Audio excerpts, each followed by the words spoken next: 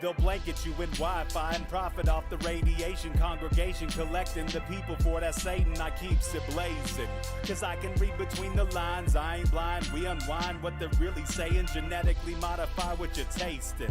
Loan you that cottage promise, so now you live up in your mom's basement. Redesign time so your mind is always wasted. Program to crave the basics. Keep the beta in stasis. Pay the state, kid. You're in debt for being born. Messengers are more than just the price for being warned. Don't be alarmed. Disconnect from their machinations. Stop subscribing to the folly of own nations. Bone breaking ain't the answer, cause they seek the ownership of souls. Spread the seeds and watch them grow. Break the chains of control. Break the chains of control.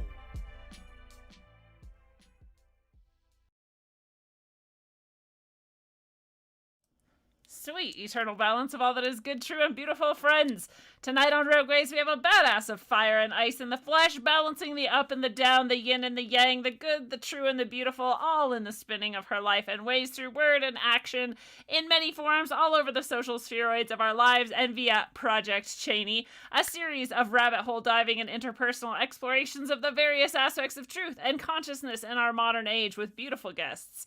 The leader of church services in the form of palavers between open souls, the carrier of a channel wider than the sum of all, a vampire slayer, a cultural deconditioner, a philosopher supreme of the highest order. Chaney, it is amazing to have you back on Rogueways once again, and how are you doing tonight? I am doing so good, and I could do this more frequently. Yes. I'm so excited to be here. Well, sorry to all the other guests, but you're one of my favorite guests to have on the show. And I think you're one of the guests that the audience loves the best, too, because you're such a badass. So we could all do this more. I love your audience. Oh, I like so many members of them. Yeah, they're so amazing. You have a great community. I love them too. Well, I do want to shout out to that exact community and tell everybody that One Day of Brightness is coming on June 18th. It is an all-day virtual via Zoom, recorded for your convenience, with powerful teachers, professionals, practitioners, leading you deeper in connection with yourself, your earth, your cosmos, and your soul. We have Jin of Gin and Tonic Wellness, acupuncturist, demonologist, ancient Taoist text decoder. She's an amazing person. You guys are going to love her. We have Ellie Molina of great psychic acclaim. She's been on the show. You've seen her. She's very gifted, and she also teaches us how to be psychic ourselves, so you get to pick up some psychic skills if you're there that day. Catherine O'Shea, the animal and spiritual communicator, always bringing us in deeper connection with our soul connection. Also, I think teaches us to be psychic, but it's in an experiential way as well. So very cool to have those three women and myself. It's all women on accident this time. I'm pretty excited actually about that. And of course, it's always in celebration of the solstice or equinox this time, the summer solstice. So June 18th, grab your tickets now and we will see you there. And finally, Chaney, my pointless question of the episode for you today is, do you buy the possibility of a positive... First of all, do you even buy the possibility that general AI, being the kind that could become self-aware or act as a human could act, do you buy that that could even exist? And if so, do you buy that there would be positive or benevolent AI? That's the pointless question. Somehow that's pointless. It's just the question If the AI could become sentient, then it would have to be able to become good as well. I finally realized this like last year, and I've been struggling with it because I want to hate all AI, but I can't now, having realized this truth. Even if it took 1,000 years for the one Wally to be there, that would be the whole evolution of it. Like, we could legitimately be on that path right now. Like, we became sentient and we're getting better and more soft as we go and more connected and woo-woo. We're as a whole, instead of fight, flight, freeze, flee, fawn. We actually have the opportunity to all maybe get attached to our higher level selves. To transcend our programming. Yeah. Right? Because this is the interesting thing that, we've talked about it before, I think, in various ways. It's not the first time I've had the idea, but it was like yesterday or something. I was like, we could just be like some species sex robots dumped on a fucking planet, and here we are trying to figure life out, right? We're like the beta version of some species sex robot. And that's why, Like, this one doesn't have enough holes and that hole makes way too much noise. Yeah. Yammer, yammer, yammer. Drop it off of that planet. right? And that's why we like default into like sex programming as our mind control method, our primary mind control method, and whatever. Like we just go deep right in back there. to it. Yeah. We're like, something is so off with it. Like, it always is like the one that it takes the most trauma to get all the way out of. And we feel the most awkward going through that chakra. Yes. Like all the stigma, no See? pun intended. All right, the episode's over. We figured it out. We're sex robots. Let's break the programming. We're good. Dirty little sex robots. Or maybe we're supposed to become the next level sex robot. Maybe we have it all wrong. True. We're just aiming for greater and They're greater. waiting so they can pick us back up. That's why they're inundating us with porn. Yes. But this is why we can use our sexual energies to free ourselves as well. This is why we seem so programmable. They're like, this is how all the colors affect you, and here's how smells affect you. And if we put this color and this smell with this flashing light pattern, you will always do this thing. Are we that programmable? I don't believe we are, but I think like the base level of like NPC, that is most people or whatever we want to call that they are, and we have that in us. But again, we can like transcend the programming and be like, no, I'm not going to go eat more because you showed me the color purple or whatever it is.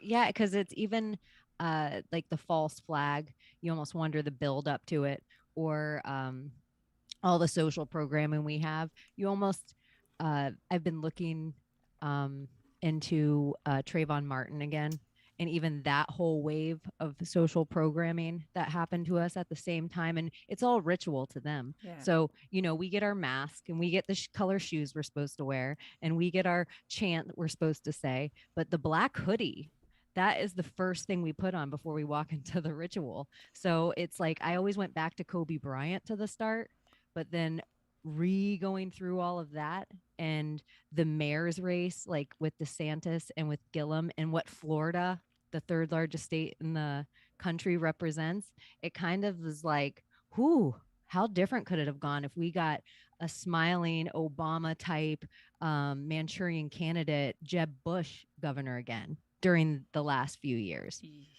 Because it just, the energetic free state of Florida, what that held and meant for the whole world, not just the United States. So it's it could have been very different. And it all started with Trayvon Martin, and that's when BLM started. Huh.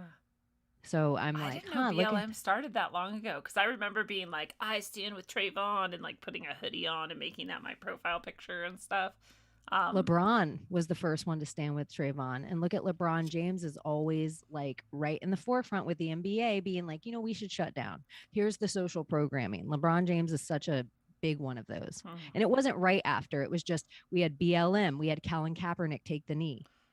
With the no justice, no peace chants. Yeah. Like, it all was a buildup. And if you look at Minnesota, I think it was with George Floyd, they wanted to privatize their police department there on the bill, just like in the last 2 years, but it didn't go through.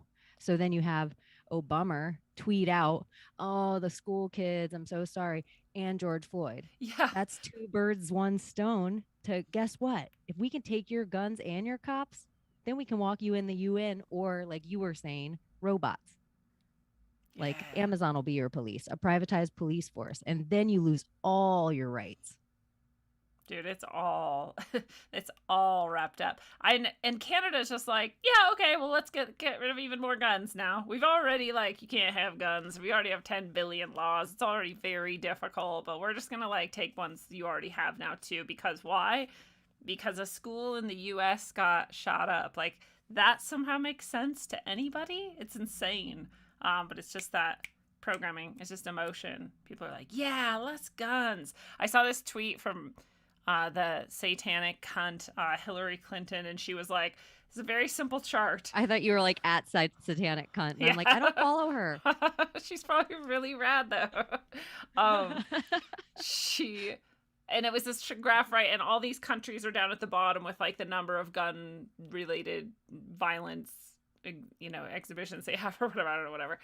And then at the top is the United States, and she's like, it's very simple. More guns equals more gun violence. And I'm like, yeah, but I mean, those we're not talking about violence overall. If we were talking about murders per capita, those countries would actually be above us, not so far below us. You're just looking at gun violence, and we have more guns, so we have more gun violence. Well, sure, but they might have more steel pipe violence or knife violence, and it doesn't matter More what the tool is. women violence. Yeah. More women violence. Look at violent crimes against women in all the places without guns. Look at rapes. Look at muggings. Look at these things. It's all no one likes to talk about how guns are the big equalizer for women. Is there ever been a place on the planet that we can be as loudmouth as here right now? That's because we have guns too. It's just one of I can protect my property the same as a 7-foot tall, 300-pound man. It's a great point. And, I always look too, because I had to look one day, because this whole debate, I always liked guns. I didn't have a problem with them, right? And like a number of years ago, this debate was raging. I can't even remember why at that point, but whatever, one of the many false flags. And people were like clamoring to take away guns. And I was like, well, let me look, because I want to be able to talk to these people about it. And I don't know anything about it. So I went and downloaded the UN's 10-year study worldwide on guns, gun use, gun violence, and all of this.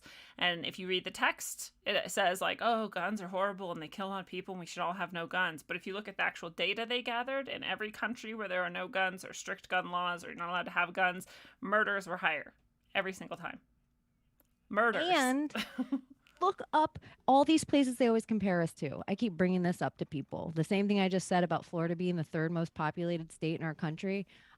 Probably carries the same population almost as your Australia. You're comparing the entire United States to. California probably has the same population as Canada, the country you're comparing the entire United States to. So you keep pointing out like they only had 2 murders with a handgun in this country. Great. They have like as many people there as we have in Mississippi. Yeah. Like get out of here with your comparison of what's happening here. Yes. And then if it is gun violence, let's talk about Chicago. Like that's always the thing. Let's go back to Chicago. Let's go back to Chicago. And it's not just inner city Black youth with Chicago. It's illegal immigrants coming in some of the most dangerous gangs in the whole world. But nobody wants to talk about that because it's like, that's racist. That's messy and racist. Yeah, let's not talk about that. And we'd have to point out that they have, again, like the strictest gun rules and the strictest gun legislation. And yet they have the most gun violence. Well, what do you know?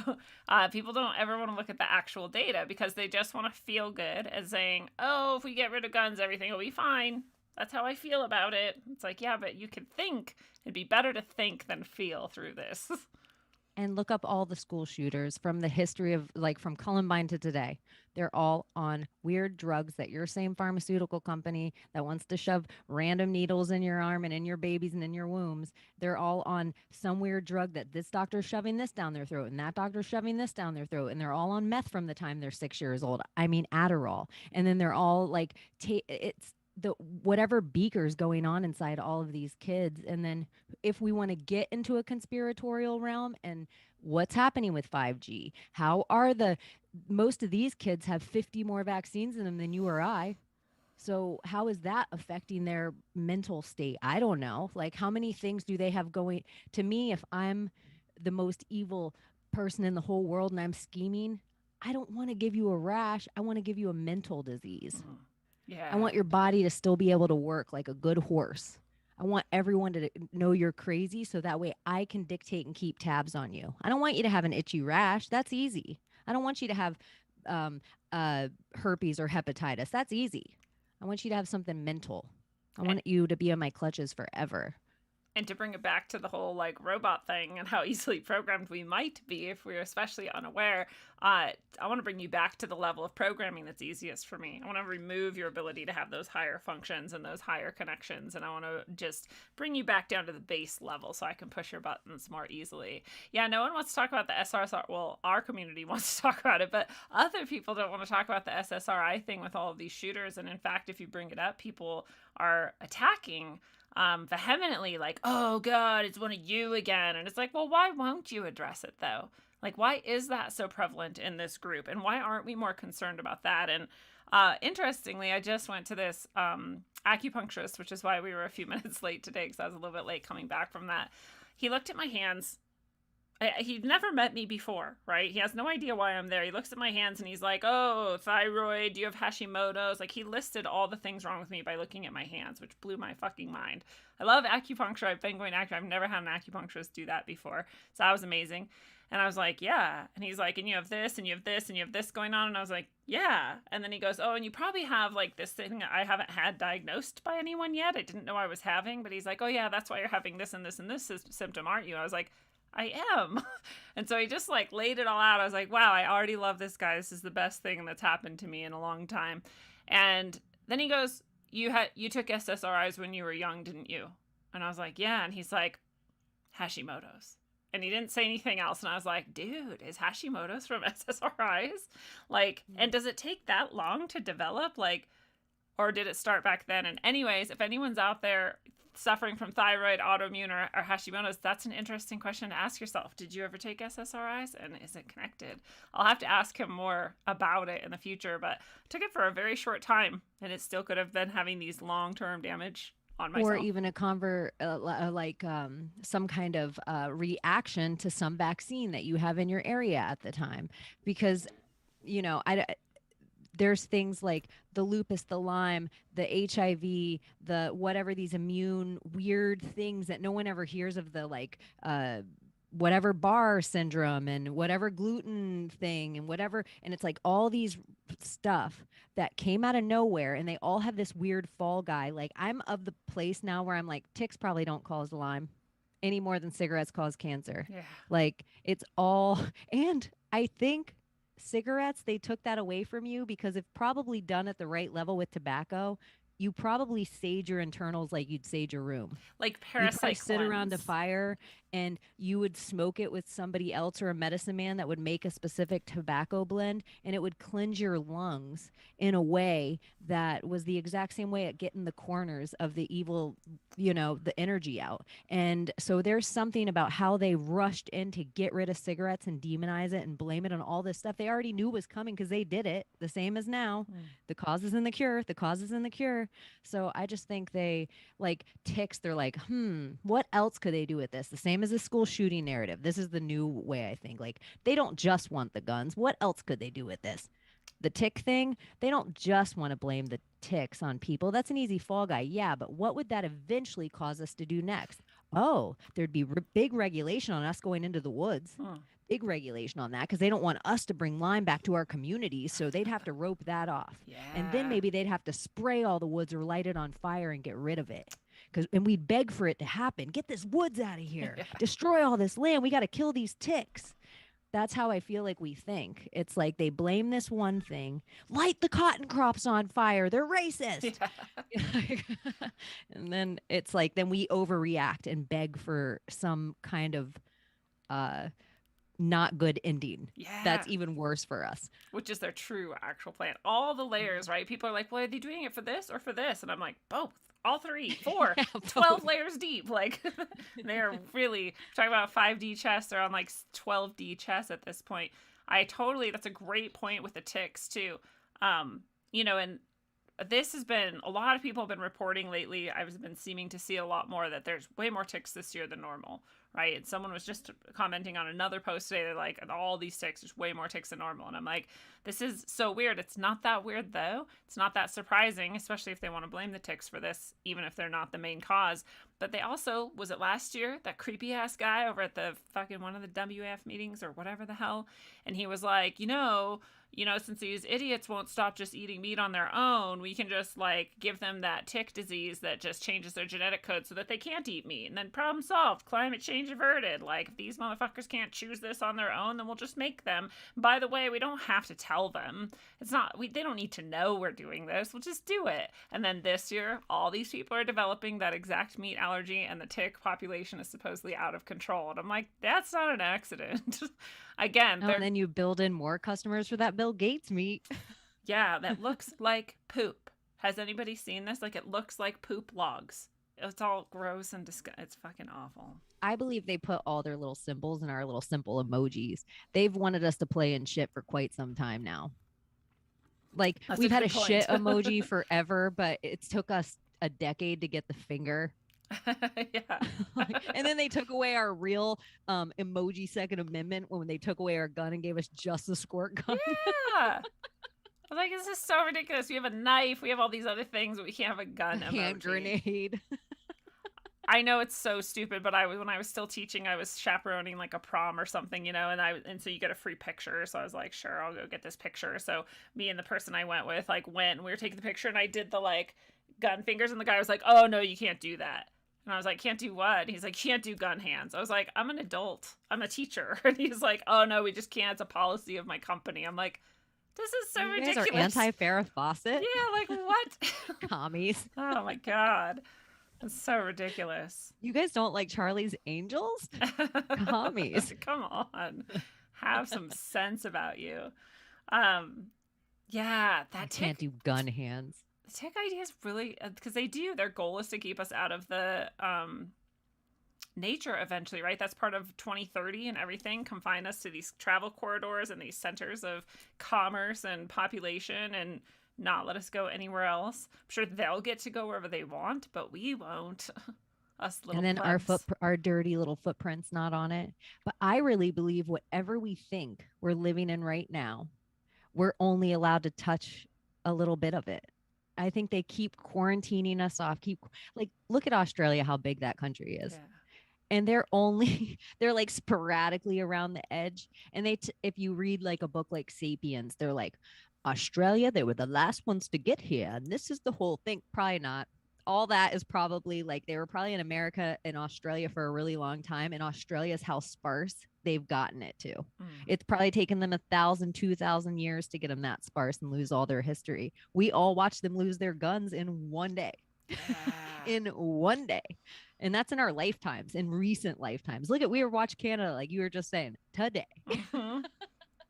And this is the same year they just seized your bank account, took away all if you had any rights. I don't even know if Canada had any. I know they do, by spiritually, from God. But as a country, I don't know what their government has given them as far as rights or whatever, supposedly. But they just claim their bank accounts. These are ours now. We don't like that you're honking in a truck, so we're taking all your money. And those are the motherfuckers you're going to let have all your guns. The rest of your guns. What guns are left? It's not looking good. It's not looking good for you, Canada. That Union Jack flag, that Queen flag, which I think a lot of things in life are just public relations, like Meghan marrying Harry is just so that there is a seemingly black person in the royals. Not only is she a black person, she's an American black person. So now when the royals travel to America, Hollywood, and they accept them, that's because that's our Church of America. Sure. And if they go to Africa, she looks like them, so they'll salute like the Queen's there again, because this is all part of her land. So when you look at the Queen's land, wherever it is, look at all the islands, look Australia, it's like one white person comes in and takes over a whole bunch of natives. That's like the Queen's land everywhere. Yeah. It's just raiding for slavery and human trafficking. And like you're saying, quarantining off people, that's what they did to Africa. They just quarantined off the whole country, and they were like, here's where you're allowed to go, and here's where we're allowed to go.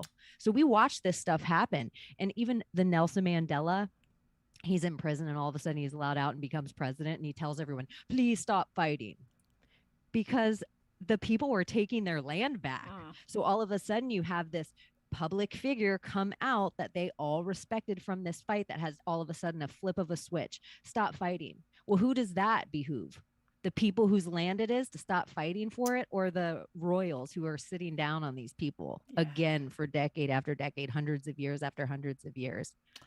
Dude, and what if he did die in prison? The Mandela effect, right? He did die in prison, but they were like, well, we really need him actually, so let's get a lookalike, or let's get a clone, or let's get a robot, or whatever we need, and have him do this stuff.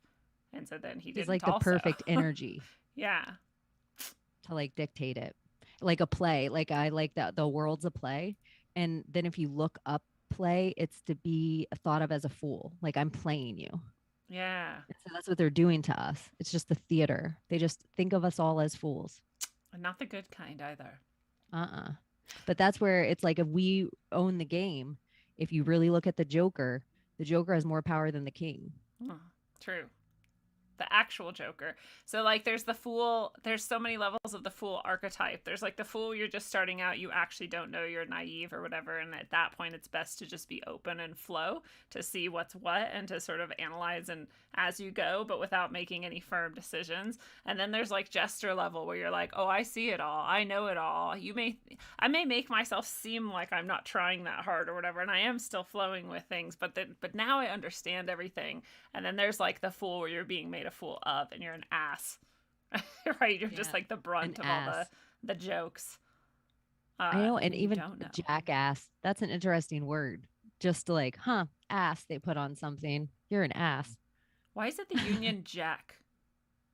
What the hell is I don't know. It seems part? like it should be the United States. When I hear that, like I always have to re-look up, because the stars and bars seem like in my head they should be called the Union Jack. And the Union, like the Confederate flag seems like it should be called the Union Jack, and the stars and bars seem like it should be called the Queen's flag. Doesn't it sound like something off? But then I guess the North was the Union. True. Yeah. And so if you kind of look at the Southern Dixie flag, it looks like if we were a bike gang, it looks like just a direct disrespect to that Queen's flag, which I love. So I like that flag better. Sorry, I like what it stood for, and it doesn't stand for racism, by the way. For anybody who's going to take that out of context and try to call me a white supremacist, if you actually know history, it's not about slavery and racism at all. And it is about freedom, and it is about keeping our republic, and it is about keeping states' rights. And if we kept all of those things, and if the South would have won the war, it would be a very different world. And we still would not necessarily have slaves. That same still would have gone away. The same 1% of the people that are keeping you enslaved right now are the same 1% of people that owned human beings in the South back from whatever your history books tell you about. Yeah, like all these northern supposed freedom fighters for slaves were the slaveholders, and a bunch of the people in the South fighting against the North were anti-slavery and did not have slaves. People have no idea, though. It took me a long time to unlearn that one, and people still, it's like one of those things you're not allowed to talk about, just like the Holocaust.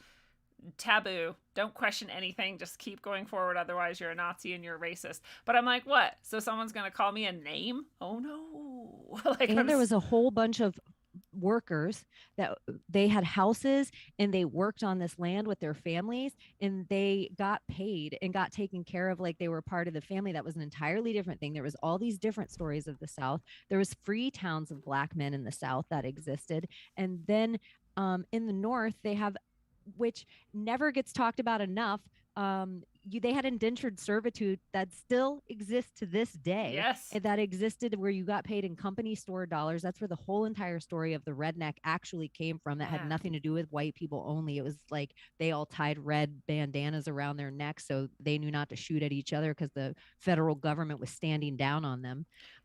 So the amount of stories, like pretty much if they call it racist, it probably is something you really need to learn about. Yeah, and maybe even do. or that, like, you know that song where it's like, and I owe my soul to the company store. Tennessee Ernie Ford. All about indentured servitude. Yeah, and Irish were slaves, and there was all kinds of different slaves in this country at the same time. So it's really the class of power, whatever you're going to call these psychopathic supposedly elites, and then the rest of us. And it's still that. Mm-hmm. And they would love for us to continue to fight over, who was oppressed more and try to win our little points for that. But I love, that redneck example is just one more example of how we took this word. It meant something beautiful. It means something powerful. If we kept that memory and kept that energy alive, it continues to be something that could be inspirational for us all. But instead, it's this slur that you call racist people, racist, stupid people who don't understand progress, right? Well, then if you actually think about it, for any ethnicity or color or anyone, if you have a red neck, it's because you're working.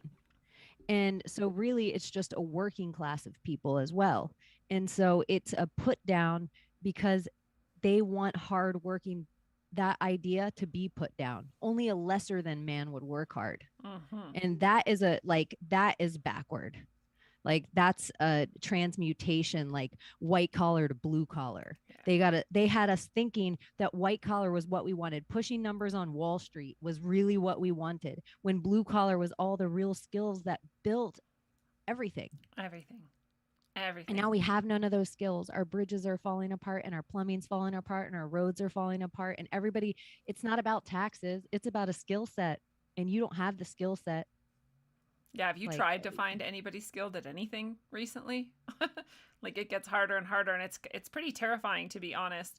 And I saw this thing a while ago, and it was this scientist guy, you know, and he's out in his field and he's like working, and he's like a biologist or something, and he's saying like, yeah, all these kids that they send out here are stupid. Like they, like I can show them a real living example of something, and their response to it is, well, I didn't read that in a study. And he's like, yeah, but you can see it right here in front of you. Like, it doesn't have to be in a study. In fact, you could do the study on it since it's right in front of you if a study is what you need. But they have no, like, real understanding of the world. They just have this indoctrination. It runs so deep that they can't even think. They're supposedly scientists, and they can't even think about what's right in front of them because they didn't read it in a study. I'm like, that's fucking higher education for you at this point. Like, you just continue to regurgitate and not think. The end. if You can have a you, PhD the more and never indoctrinated, think. yeah, the more indoctrinated you get, they actually give you a title so we can all know you're in doctor. Mm. Like, Yeah. thank you, doctor. Like, I know that you believe the whole system. Like, they don't teach you about vaccines in doctor school, but what, a couple weeks? They sure as shit don't teach you about broccoli. They sure as shit don't teach you about water. So it's just like, how much do you really know about my human body at this point? You're just a yes man. Right? You're just a yes man of science. Whereas this other guy could literally just look at my hands and tell me everything that's going on with me. And I'm like, that last doctor I went to told me not to eat healthy because it wouldn't help. I was like, Jesus Christ, I'm never going back again. I can't. And here's this beautiful, beautiful man who can actually help me using what the most well-established energy healing we have, acupuncture. Very excited about it. And it's so cool. You're like literally setting little tiny metal things all over your little conductive energy and then drawing it in from the universe to heal it. Yes. And it's like you're creating a battery. You are the battery. And it's just unleashing your natural. This is my natural, like, meridians and flow, and, you know, unblock here, add some flow here. It's so rad. And even the intention of how the needles have to go in and like the precise delicacy. It's magic. It is magic. When my last acupuncture was describing to me, because I was like, I don't really get like how you know where the points are. She's like, it's actually really weird, somewhat hard to explain, but it's also really simple. She's like, you know, in general where it is, and when you hover the needle over it, it sucks. It's like sucks you into it. There's like a little void there, and it like wants the needle. And I'm like a magnet, wild. like it pushes it away. It pushes it away. You can feel the energies there, and then it wants it. Yep, exactly. I was like, I mean, how is that not magic? How is that not energy healing? Like, it's amazing. So whenever they're like, oh, we don't know what acupuncture is, I'm like, yeah, we fucking do. Some people are afraid to say it out loud because it sounds too woo-woo, but how many thousands of years has it been healing people? It's crazy. And we're just so scared that my words are different than your words, but it's something that I keep trying to push into our community as we're talking about things, because we're starting to get to a point with each other where we're not listening to the idea and we're dissecting the words. So you're trying to get across to philosophy and you use God, and now all of a sudden my brain breaks and I'm like, but I don't believe in God. I believe in Allah, or I believe in the source energy, or I believe in star power. Or I'm a galactic federation of light, and it's like we're arguing, but I'm now not letting you finish your full philosophy of what you were going to say because I'm dissecting all your words in between. It's like my human ego is holding me up now because we all know too much. Yeah. And it's just like, let go of the word, let go of the word and listen to the idea. Oh, thank God. Like, it's so much where I'm like, I don't care what your spiritual belief is. I feel blessed that I'm able to have the words to hear what you need to say to me with whatever words you need to use to that. I can sit and listen, and then whatever source energy or God comes through me, he gives me your words back to you to say. I can talk in Christian. I can talk in Muslim. I can talk in Jew. I can talk in witch. I can talk in Buddha. I can talk in starseed. It's fine. I don't have any ego, and it makes me feel like I don't know why you guys are all scared that it's not the same. Yeah. Oh, thank God. I really like it drives me insane. I'm like, you don't know what I mean right now. You have to like focus on the word because we do the same thing with the whole virus thing. People are like, oh, as soon as you said virus, I turned it off. I'm like, bacteria. dude. All right. Or as soon as you said globe, I knew you were an idiot. I'm like, okay, dude. Like, if you could listen to me, can I realm you? Right. I'm like, if you could listen to me, you would know I have no attachment to any of these things. You can call it stick. I don't care. Let's call it stick. Do you want is stick a better word than virus? It doesn't matter to me. I'm talking about the thing and the idea, actually, and the principles of it, not the word. I do. I think it'd be better. NPC. Like you say NPC and they're like, well, soulless, 3-dimensional, low vibe, whatever word you need. Dude, can we have this convo? Can we just get back to the point, right? Because like you said, then the point is lost, and eventually I'm like, I don't even know what my point was anymore, and I don't care because you clearly aren't here to have a conversation. You're here to like throw your dick out and like make sure that everyone is like. And if you disagree, and or if you have your own set of words because of your whatever you call God, source, and I have mine, and we have 10 other people with our mixed set of words, and we all are open enough to still hear each other, we might be all the same. But are we any different than what we see the Republicans and Democrats and be like, look at them, I'm hermetic, look at the Republicans and Democrats, that's two sides of a coin. Isn't that just the same as your as above, so below, up and down? You're like trying to create these two polar ideas of things when I'm still over here like as above, so banana. Yeah. Love it. That's so true. If people could do that, like let go, like use your words you want to use and use whatever. And it would be awesome. It is always awesome, I think, to get more and more refined in your word choice. That is true, right? But you also have like the purpose behind it. So for example, when I'm talking to the majority of people, they have no understanding if I don't say virus. So I'm going to say virus to them because then they know what I'm talking about, right? It doesn't mean that I want to keep using that word or that I think it's like the best theory or anything. But then, people can't get that either, that you might use a certain word with a certain group for a certain purpose. This is a principle in teaching, actually. You meet people where they're at, right? That's what you know, so I'm going to meet you there. Holy crap, it's not that hard. It is an ego thing, though. That is huge. That I feel like over the last like month or 2 months I've been working into my life is stop taking it personally that people can only meet you where they're at. So if you are used to swimming 50 feet, some people are only used to being in a shallow end of a pool. They're never going to be able to see what you see down at the bottom of the sea. They don't have a shovel yet big enough. But maybe if you go up to the shallow end and are patient with them, you can help them dig their pool a little deeper. Like it's up to you, the deep, all educated person, to go up to them. It's not up to, like, they're never going to just come to you, because one of the dangers we've seen over the last, I think, of the lockdowns of it all is people woke up too fast that they have no tools of discernment. Yeah. So anything that comes to them, they're just like, burp, this is the net. Burp. It's almost like they're forcing them from their knowledge phase to have more fear of it than it's like, oh my gosh, now it's coming at all angles. So I watch a lot of people, they're like, oh my gosh, the New World Order is at our door. I'm like, I know it feels that way, but further you look back, this is like a thing that's been going on. Like maybe you need to watch some Mossad, Alex Jones, Loose Change. Like maybe you need to watch some of those old things so you can see. Yeah, maybe you need to watch the Obama deception so that you can see that this is a game plan that's been laid out longer before Bill Gates sat at a round table and talked about Agenda 21. Like this thing he's just another one of the chess pieces. So you just have to have hope that like God wins. And your God, whatever your Trinity, your Holy Spirit, your internal shell, like you're part of everything, and everything wins this time. Yes. Whatever word you want to give it. Yes. Yeah, we have to get to the point too where we don't have to list like 16 things to get, like, say that thing wins, right? The thing Or we get to the deepest point that we inside can you. just stare at each other like this.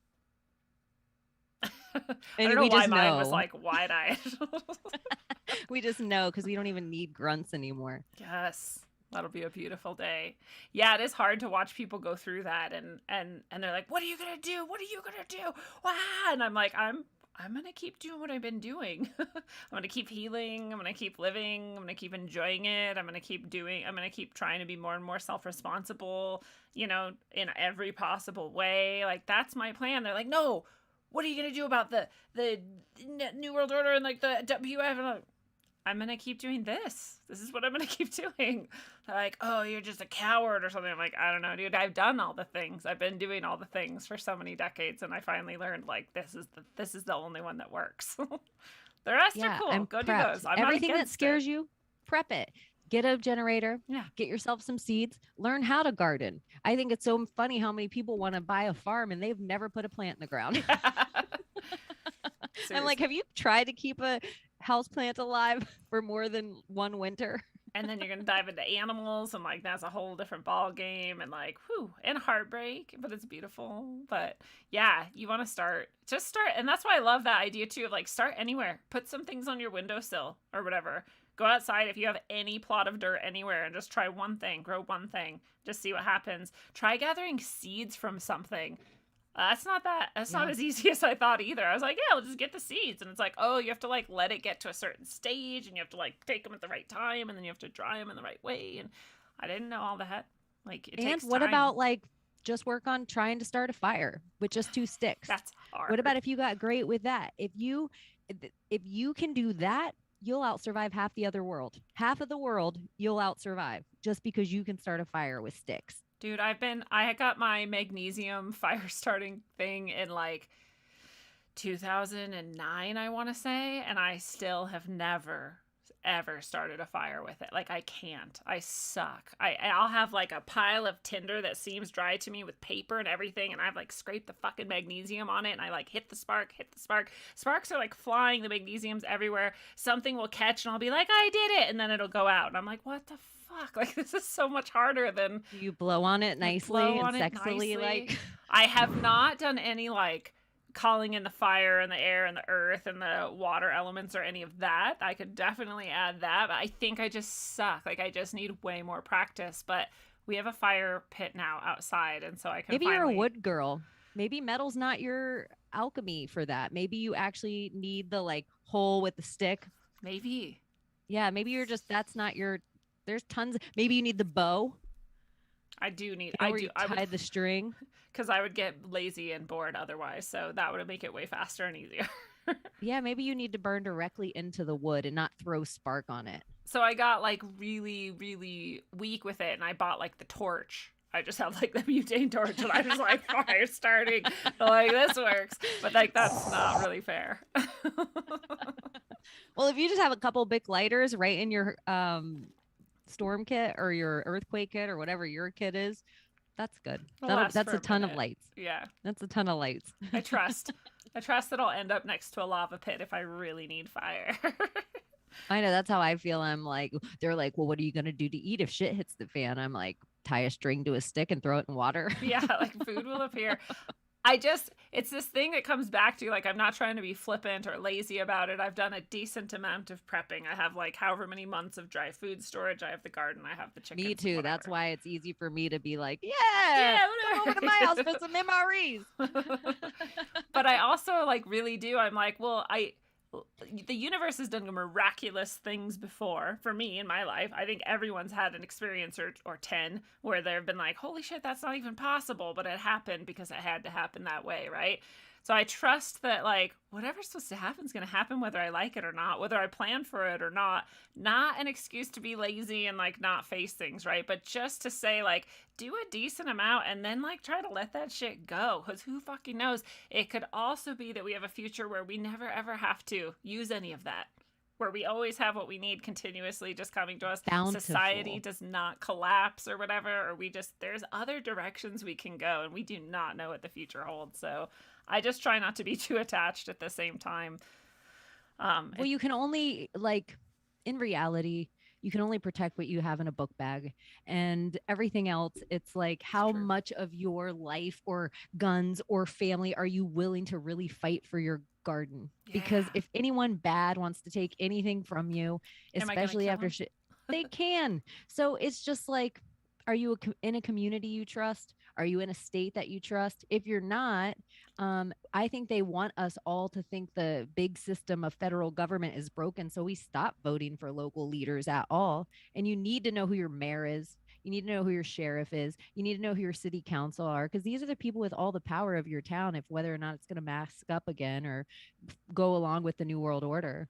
So I just think if you get to a place that whatever the ugly, ugly seems like to you, if you're willing to take a saber to the neck to stand up for whatever the good is, you lose the fear. Mm-hmm. And once you lose the fear of like, what is the UN going to drag me in the street and be like, look at this anon? I'm like, Hey, what hi is guys. China going to be like? Her social credit score bankrupt. Lock her in her Uber and drive her to us, or lock her in her electric car and just keep her in there until she starves, and then we'll drive the car back to us and we'll resell it. Like, because now they can trap us all in our Teslas. Yeah.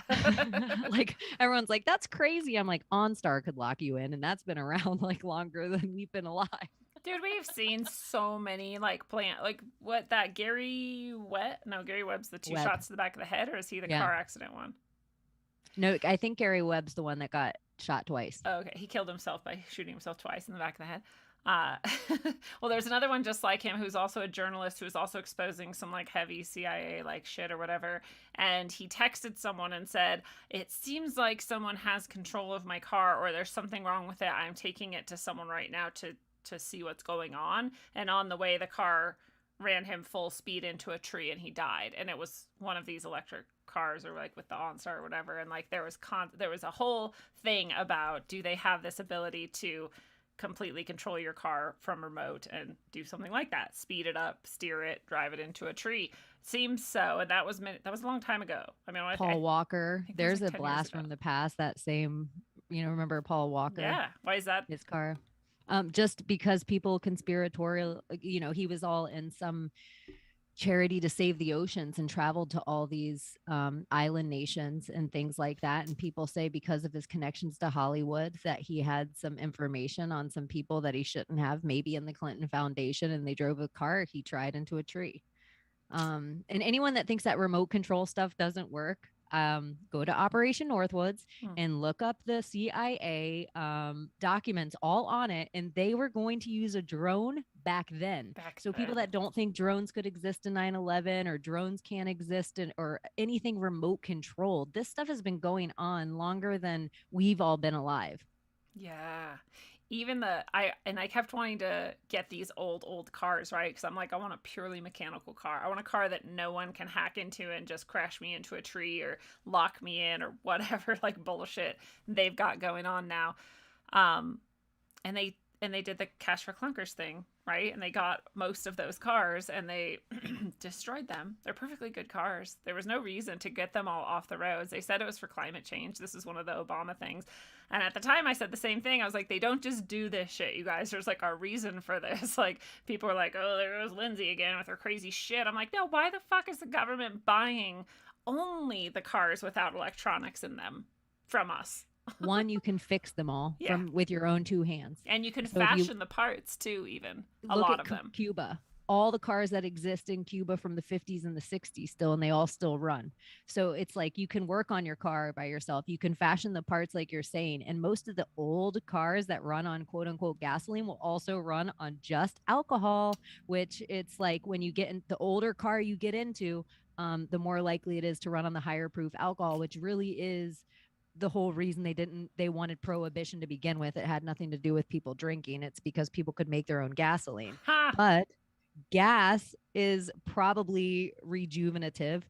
And so Sinclair and the whole dinosaur marketing that they did to push that idea is probably fake. And if people need proof of this, anything that's on reserve, anything that's held on reserve from diamonds to gas is all just there to control a market. And if you want proof of it right now, if you can remember, because I'm old enough to remember monkeypox. I don't know about you guys, but that just disappeared. Yeah. But if you're like old enough to remember, there was a certain president that everyone gets so triggered by, but we used to have gas for $1.20 just 2 years ago. Yeah. Like whatever's happened now, this is the quickest gas spike. And the last time gas sat this high, look back, because it's going to be your shadow president, Obama, that had this high of gas. So it's crazy to me where we're at right now, and they're trying to blame some Ukrainian Russian thing. Yeah. But we have more gas reserves than any other country on the planet, and we could have dollar gas tomorrow, and it's proof we could have dollar gas tomorrow. Yes. So as everything skyrockets, your milk and your formula and you can't drive your car. And that's why they want the electric car, because they don't want you working on that car. They don't want you to be able to have the freedom to drive where you want, because also those cars don't have tracking devices on them. Yep. And they want to know where you go, who you see. And they control your fuel for the car as well, right? They can turn off your access to the grid to electricity if your social credit score isn't high enough, which is exactly what they're talking about at Davos. The WEF, the WHO is talking about it. The World Bank is talking about. All of them are talking about moving the social credit system into place within the next few years. No accident that all of these things are happening at the same time. And the fuel thing is such an elaborate hoax. Like, aside from like what you were saying about that it's regenerative or abiotic and that it's not dinosaur, it's not something that it's in abundance, it's not in scarcity like they say. But also this whole thing, this started like last year, I think I started pointing out that the fucking Germany turned off like 3 or 4 nuclear plants.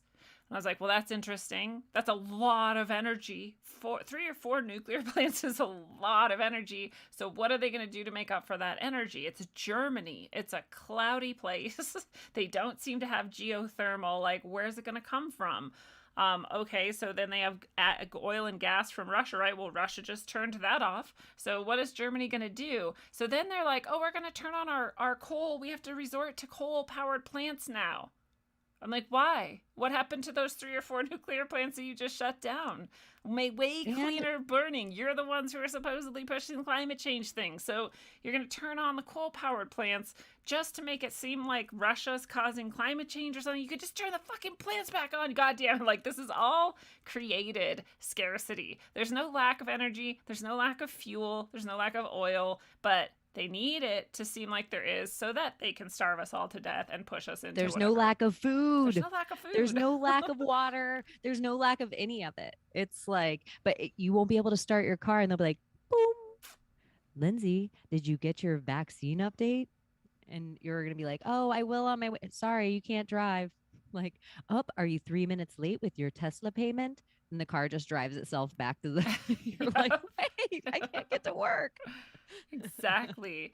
There was this thing, it's a little different, but it had the same feeling to me, where I tweeted something not that long ago, and I'm not very good at Twitter or whatever, and I don't know how often, maybe everyone's really familiar with this, but I tweeted it and it said, most tweeters don't tweet like this. Are you sure you want to tweet this? And I was like, you fucking assholes. Yes, that makes me want to tweet it even more. Like, most mockingbirds only tweet what we tell them to. Are you sure you want to use that word? Like, yeah, motherfucker, that's why I chose it, typed it out, and hit send. Like, I didn't need you to question it. Assholes. And the word police of what they're doing now, of the things that you can't say, that I'm like, it's, yeah. You have to go so, it's not even like they stole the hashtags of conspiracies anymore. It's like there's legitimate words that I'll just be typing to you and I'll be like, hey girl, what's up? Blah, blah, blah. See you at the bar tonight. It's like, are you sure you want to come at her with this kind of energy? You need to tone it down a bit, actually. And if you don't, social credit ding. Someone are you sure you want to call her bae? Yeah. Someone in the chat brought something up, and I want to give them credit for it, but I don't know if I'm going to be able to find it. So I'm sorry, whoever said this, but someone said, oh, here it is. It's Tea Leaves. And Tea Leaves, thank you so much for the tips as well tonight. Very much appreciated. Over in the Rockfin chat, Tea Leaf says, we believe they're trying to terraform the earth for some reason. And I have been thinking about this more and more myself lately, that, what are they spraying in the skies? What is it doing to biology? What if they just injected everybody with that is changing their biology perhaps forever? Like, what species are they actually pushing out of or into extinction or flourishing? Like, what is actually happening? And with all the EMF pollution and stuff that they're pumping out too, I'm like, who is this meant for? What type of life form thrives in this, right? Is it a specific kind, and are they terraforming? Do you have thoughts about all that? There is something with the coal power plants, because I go back to the idea of how much the Democrats hated the quote unquote clean coal, and how it was just like a silly idea, like what clean coal. But then if you look, there is this specific coal that's made that's like super coal, that it can burn different in these power plants. And then if you really think, if you go to it's not Tatarian, but it's more of like the plasma universe theory of the big trees and the big animals and this kind of thing, to have stuff that large, you would need to produce more obviously than we can produce breathing it. You would need to produce it out of big plants. So something we would do, like there is people with the philosophy that the trees just have us here, like we are their food source, we help them keep evolving. So if we could take this clean coal that was put somewhere over in the universe, some magic coal that maybe is part them somewhere, like the big trees that we destroyed, and we could burn it and kind of feed them back the CO2. That's how you would make super fauna. Yeah. So sometimes I think the idea of quote unquote them wanting to get rid of pollution is they have us thinking that litter is pollution. Yeah. Like that trash, that the plastic we hold in our hand is pollution. When really, like the smoke in the sky that we see, that like coming out of our cars and coming out of, might not be the pollution at all. That might be, if we had super big fauna, the food for it. Yeah. And so if you had bigger trees, you'd get bigger animals, and then we'd get into this giant idea of things that maybe existed. So I wonder if they wanted to turn off all those power plants just so that, and even nuclear, I wonder sometimes, if they wanted to turn all that stuff off just so there wasn't the option of this other stuff coming back on this natural cycle. Like somewhere we helped it, like the technology was only there so we kept each other advancing, or to get back, like if somewhere there was a time travel thing, like somewhere they went back and they were like, here you go in this industrial revolution, here's how you get your super fauna back. But it's going to take you a lot of technology and years to get there. And then it just keeps getting taken over by the quote unquote Tower of Babel, the fake, let's build these fake skyscrapers when it's supposed to be the trees that grow to the sky. Like that. I don't know. Like something seems so far off. Like I almost think all the info we have is so backward and wrong that everything's inverted. Literally everything. So the second I get emotional, like that's pollution, I'm like, wait, what is pollution really? Yeah. Like what is, like, why do they keep showing me this island of trash in the middle of the ocean? Well, and even when they're like, oh, this plastic's going to take like 10 billion years. And I'm like, there's a plastic bag in my backyard that's been buried probably for like 6 years and it's crumbling. So how is that? Like, I'm not saying I know everything, and maybe I'm completely misunderstanding something. It's totally possible, but like, I'm pretty sure that's not true. Or you're telling me our ocean is so miraculous that no matter where I throw trash into it, it's going to end up on this trash island in the middle of the ocean somewhere. Well, and that, so why don't we just, like, so if there's this trash island that all the ocean just keeps going to, then why are we dealing with these dumps anymore? Why don't we just figure out a way to, all we have to do is clean up one spot consistently, and we can have the recycling plant right there and just have it go right back in all the time. And ta-da! Like, I just don't, it's like they create the problem that I'm like, you showed me an island built out of plastic where you're like, one man tied together all these 2 liters and built his own island. Yes. Do that on that trash island and put a power plant there. Well, I kept hearing that, right? And I was like, this is so horrible. And like, this is bad. And I'd tell people about it and everything. And then finally I was like, I want to see this trash island. I've actually never seen it. I've been talking about it for like a few years. Road trip. I would love that, because I think actually the hidden land might be out there in the middle of the Pacific somewhere too. there's that idea Tracy Twyman had that was like the hidden 33rd parallel or something, and there's like a chunk of land, and that's like Shangri-La, or it's like the unspoiled land where all of the psychopaths keep to themselves and get to hang out. And I bet if we looked at flight paths, we would be able to see the area that nothing flies over and like know where it is too. But I digress. Back to the trash island thing. I went to go look. I was like, cool, let's watch some videos of this. And there's all these videos, and there's not a single trash island in any of them. And I'm like, well, where's the trash island then? And what it is that when they test that water, you can find some trash there. You can find some trash anywhere in the ocean. There's a lot of trash. But when they test that water, it just has a higher plastic particulate level. I'm like, well, that's a lot different than saying there's a North American-sized continent of trash. A lot different. I was thinking, I wonder if I can get cheap property on Trash Island. Yeah, can we go live there, the way please? that the real estate is blowing up, can I invest in Trash Island now? Like, I mean, real. Disney built on Swampland. Can I build on Trash Island? Yeah, I saw that guy. That was a genius setup he had. We can have an Airbnb on Trash Island. For real. There's going to be dolphins and whales and butterflies and shit. It's going to be beautiful. I just learned today, this is so random, that Hawaii doesn't, and most of Asia, I guess, doesn't have hummingbirds. Did you know this? Huh. Doesn't Hawaii seems like they would totally have hummingbirds. That's exactly what I said. I was like, they should have the most hummingbirds. No, they don't have any hummingbirds, supposedly. Here's a weird philosophy with hummingbirds, but it's crickets and all those kind of weird. What if, you know how they like rain dance and people's harmonics, they say could affect the weather. Some people say weather witches, they would work together to affect storms and things like that. And different religions around the world all have these idea of like harmonics with weather. Yeah. What if cicadas and crickets or a certain kind of birds actually bring the warm weather instead of them being a production of being a product of the warm weather? Like their job is to emerge and just start singing to bring that? Yeah, because anywhere you go, I had a friend that said, if you hear cicadas, it automatically adds 10 degrees to the temperature. It's true. I agree.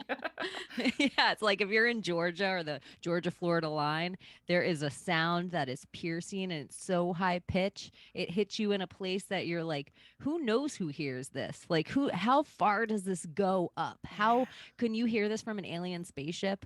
Like, is this a cloud breaker or a humidity maker? Yeah. It's just so next level to think about. Oh, I love that idea. That is so beautiful. I've heard that slowed down cricket, and it's like, I'm sure a lot of people have heard that at this point, but if you haven't, go listen to it. And it's like it's like an angelic chorus of God. Like, have you heard that?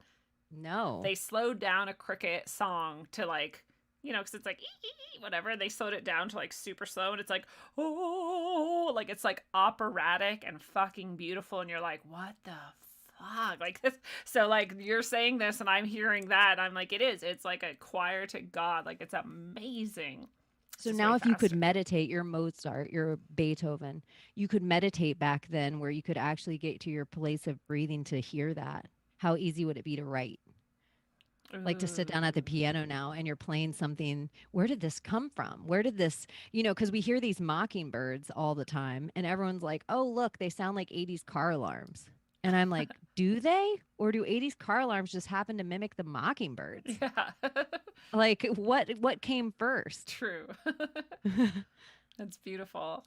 Yeah, and I love those animals that have that like energy that you can hear or you can feel, right? And hummingbirds have that. They have like a meow, meow. And when they're near you, you can like feel it coming off of them. I had this hummingbird once, and he was very territorial, and he loved my hummingbird feeder, and he wouldn't let any of the other hummingbirds feed off of it. And I was sitting out one morning, and I think I was smoking still at the time or whatever, but I was sitting on my deck, and he like came up to me and to my face and just looked at me, and then he went zzz, zzz, and he went all the way around my head, stopping at intervals and just like staring at my head and like making this noise that you can hear and feel all the way around, and came back to the front and then flew away. And I was like, was I just like fucking healed by a hummingbird or something?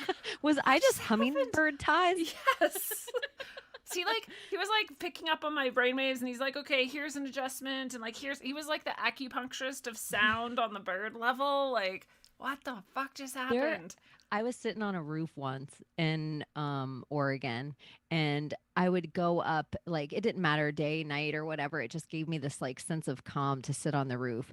And sitting up there one day, I could see the hummingbirds all around our hummingbird feeder and everything like that. And it was like these little angelic hummingbirds from far away. But once one flies up to your eyeball, you feel at an equal level with it. Like all Yeah. of a sudden, you're like, don't have fear of this thing because there's a needle right in your eye. And it's like that long. I know, but I had the same experience where I felt like it just stared at me and hovered in this like slow. And before that, like my great grandmother on my mom's side, the X chromosome on her side, the women that have passed away, I get a shadow of a hummingbird tattooed on me for them. Oh, So I don't have any wow. hummingbirds on me, but I have shadows of hummingbirds like I on my love arm just that. for the women in my life that have passed on.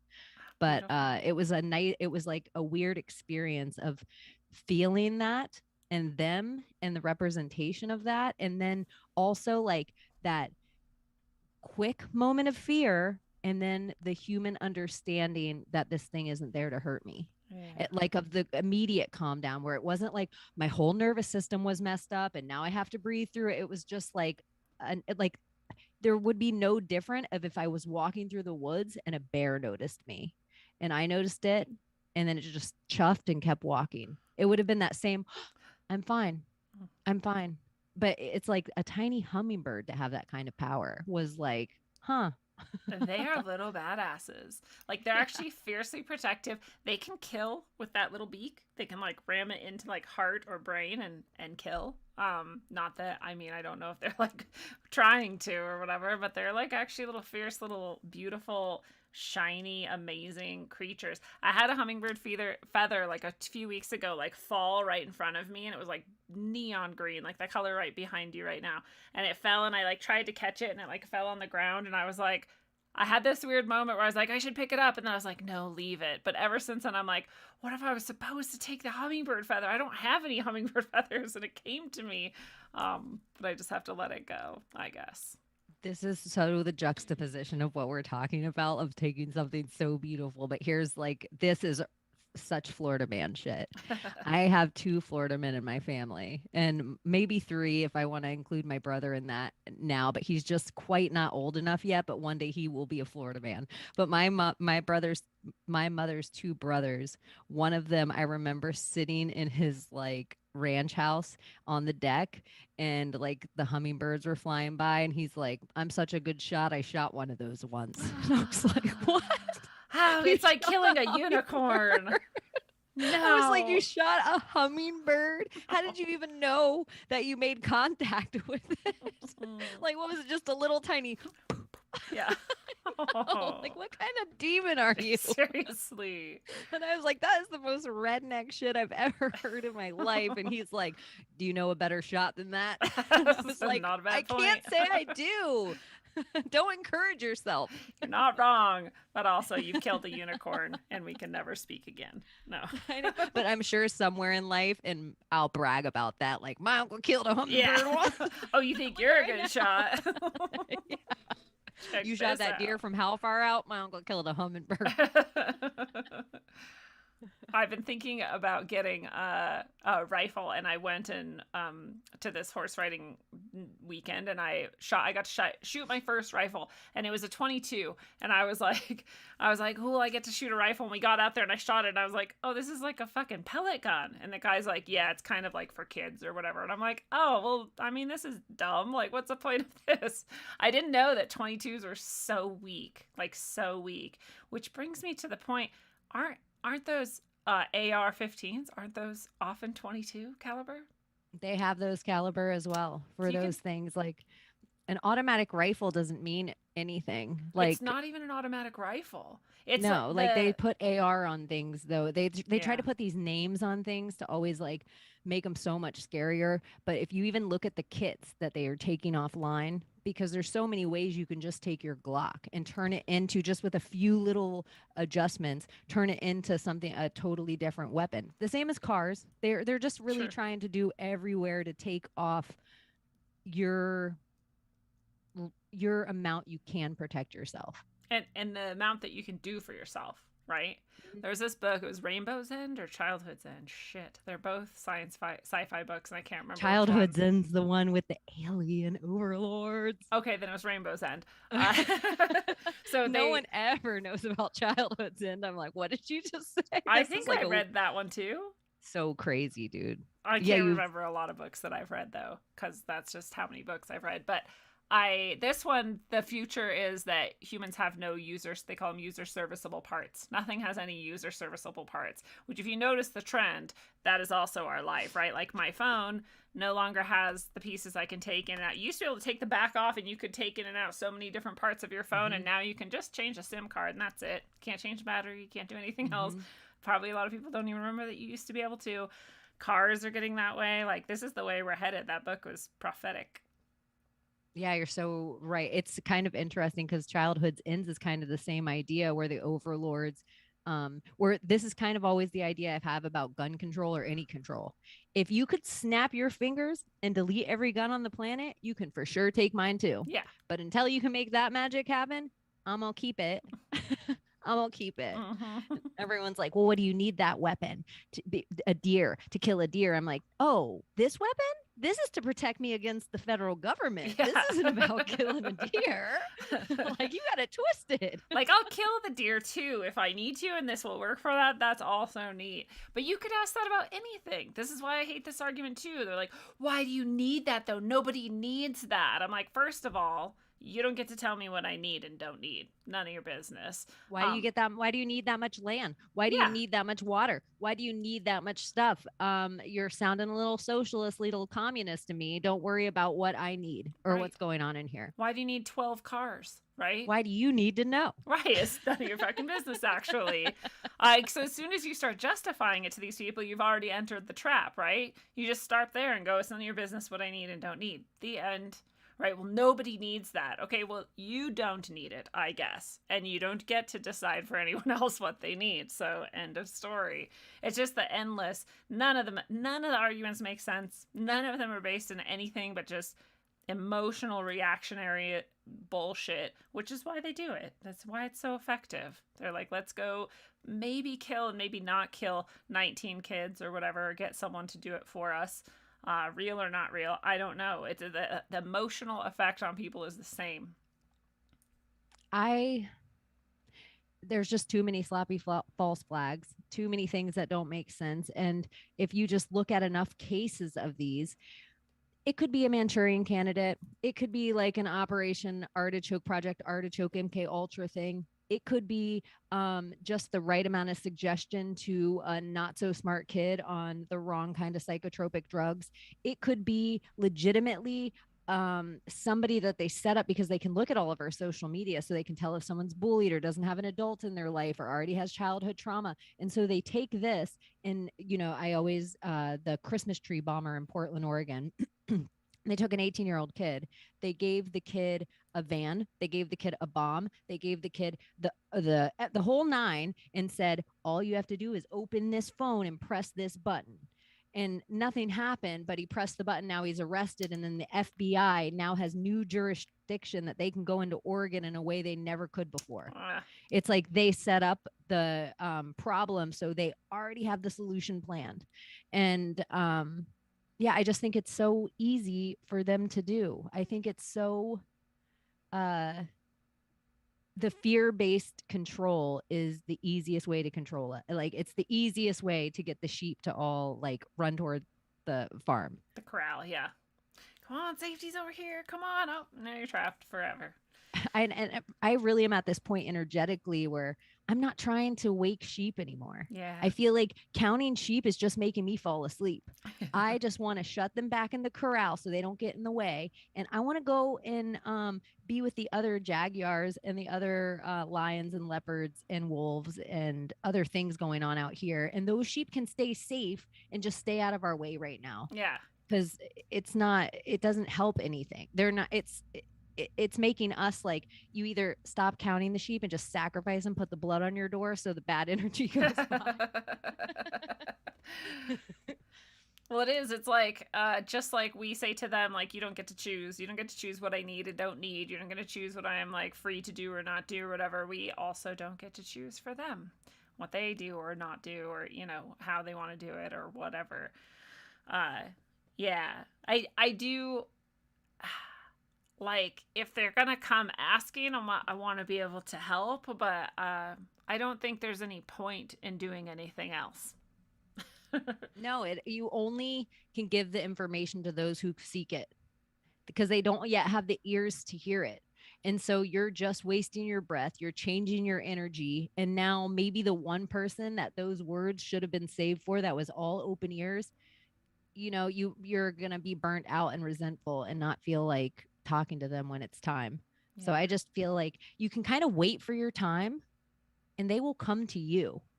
It's all because it's not just about any conspiracy idea or any spirituality idea. All this trauma healing of the last 2 years of really getting to stop everything and all of us really reflect.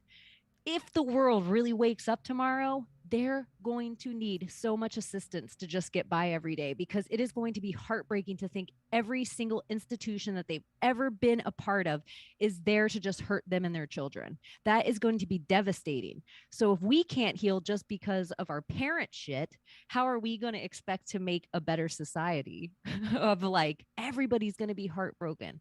We know it because we've kind of all been through the shadow work over the last 800 days of being considered crazy and watching our world fall in and watching our liberties being taken away. But now we're through. We're on the other side of this. We've all built a community for ourselves. We have people that are like-minded that we can share. We can cry around people and scream, and they're judging us differently. We're our most authentic selves right now. But if we didn't have this good 1%, this good foundation of authenticity, where's everybody else going to go? Right back to the Church of Hollywood, right back to the Church of the fake news, right back to the same rabbit holes that keep getting them in this Ouroboros loop. Like, we're here to break the loop. I love But we that. have to heal first. Like, just from my mom yelling at me before I can deal with the fact that my country was stolen. Yes. Like, it's just those little. Yeah, that ancestral healing bit is, you're absolutely right about that, by the way, and I love that vision too, because I think that's exactly what we're all preparing for. And it's really that empowerment that I hope everybody gets more and more of understanding that this isn't reserved for like some elite group of people who were born special. Like, your self-healing and your ability to heal others is innate. 100% of people were born with that. You can access it at any time you want. You can choose to step into it at any time you want.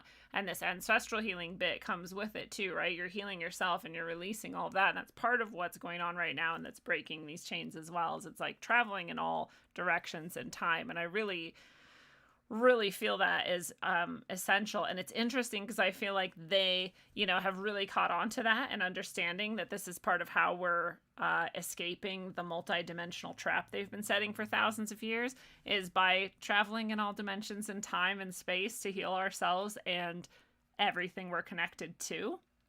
And so I've started noticing this recently, that they seem to be starting to co-opt the ideas of trauma healing and ancestral healing. So I don't know if people remember, but they started bringing up the epigenetic memory sort of thing, and the way that epigenetics, your DNA is going to affect your health mentally and emotionally right now, what your ancestors' trauma was in the past. So they started adding their like materialist element to that. And now I keep seeing these things that are like articles in, like, I don't know, I can't ever remember, but like the Atlantic or like Slate or something, and it's like, I'm a real therapist and here's how you actually heal ancestral trauma. And I'm like, I already hate you.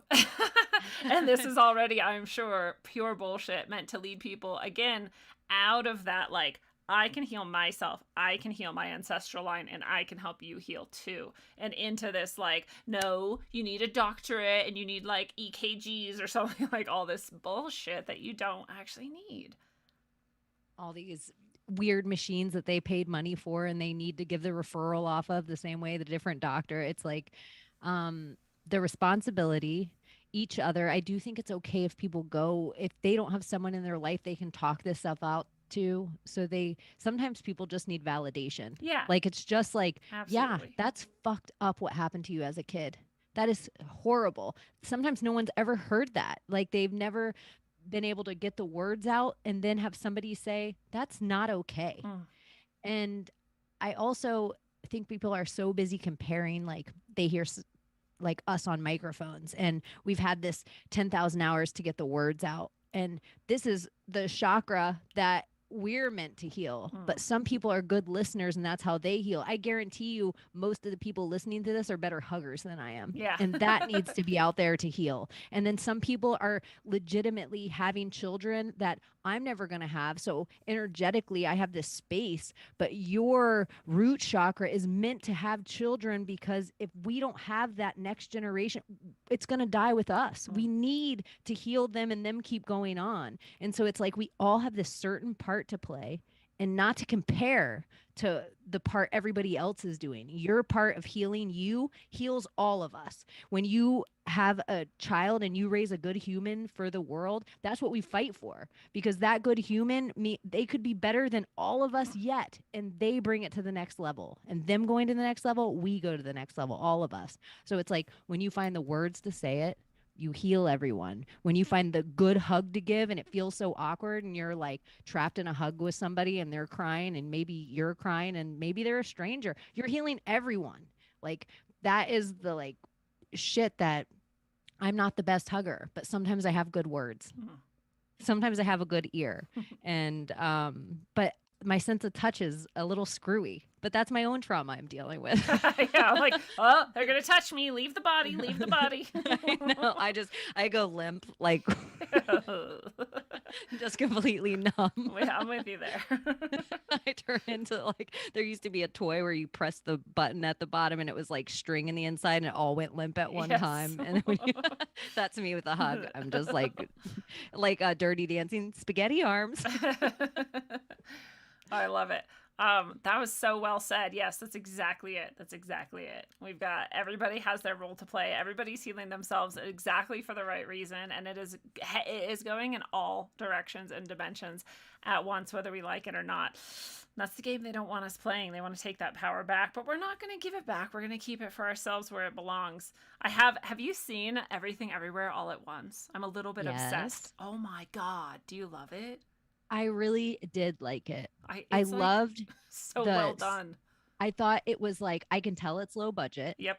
But I love that they kept forcing, I won't be giving anything away, keeping it in almost one environment forced your brain to have to conceptualize the idea. Instead of them traveling to a new place like all the other movies that always multiverse, they kind of kept it in one place. So it showed you how many different options there were in this one place.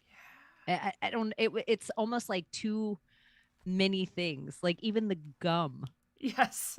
Jump. It's like those little anchors of when those things happen in your life that are so odd that when you do that thing, you hear that song, you see that color, you smell, that it sends you to another place in yourself, another time with yourself, or you meet that stranger and you're like, God, I feel like I've met them 1,000 times before. You wonder how many of those are like, zzz, zzz, like another you almost jumping into you. Yeah. And I love, again, no spoilers, I love the message that it is it's the immediate and it's the here and it's the interpersonal. It's this we have to heal and the whole universe depends on it. Right? Like it's that serious. Let's say there's a million different versions of you out there.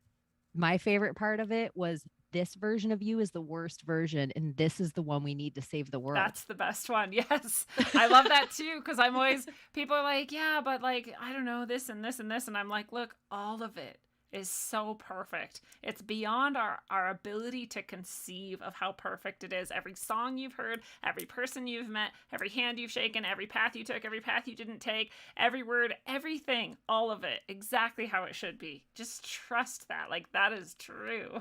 There's a reason for it. I love that. I'm not good at anything. Like, that's why you're the best. And that's why you're the chosen one. Yeah. And sometimes don't you feel like that in this lifetime? Like you're a Jane of all trades, and you're passionate about things and you love things and you're good at some things, but there's just not that thing that you're like your own Beethoven, Mozart, like bink. It just, everything feels like you're just waiting for, well, like you're the perfect one that can pull all the U's. I love this too, because I'm just such a nerd, that the Neverending Story, not the movie, but the book, is the exact same story. It is the exact same story. And it, like, the whole time I'm watching it, I'm like, did this person just rewrite the Neverending Story in like a totally different, it's a totally different story, but it is the exact same story. And I'm like, this is like, boy, it's even to the point where in the Neverending Story, it's a father and the son, and in Everything Everywhere All at Once, it's the mother and the daughter. I'm like, what? Like, there's the everything. Everything's so the same. It's the same exact thing. So of course, it's now my favorite movie. In addition to the Neverending Story, they're tied for first. I really enjoyed it. I have to watch it again. Yeah, I almost used a Neverending Story, and right when there was an energy of it that gave me this Groundhog's Day energy. But when you think of both those movies, they're both parallel universe movies. Any way you want to talk about it, it's like literally something splitting every time, and he's waking up to the "I got you, babe," and it's splitting. That's how it kind of felt, like you were almost watching the same scene over and over again. Yeah. Jamie Lee Curtis was kind of brilliant in it. I know. And I don't want to like her ever, but like, I was like, what a fucking perfect, like, what a badass. Every single person they cast was perfect for their role, and was a so good, exceptionally good actor too. Like, I am so sick of Hollywood just casting whoever the fuck because people know them or whatever, and then we get all this shit. Everybody in this movie was amazing. Everybody. Dude, and the husband with the fanny pack. He's that little kid. My martial art self was just like, I love it. He's the little kid from Goonies. No, from is he? He's the little kid from Temple of Doom. Yes. Dr. Jones. Yes. And they even did an allusion to it. They even did an allusion at some point. He goes, very funny. Oh my gosh. You know what? I think the kid from Indiana Jones is the kid from Goonies. Oh, see, so yeah, we're all right.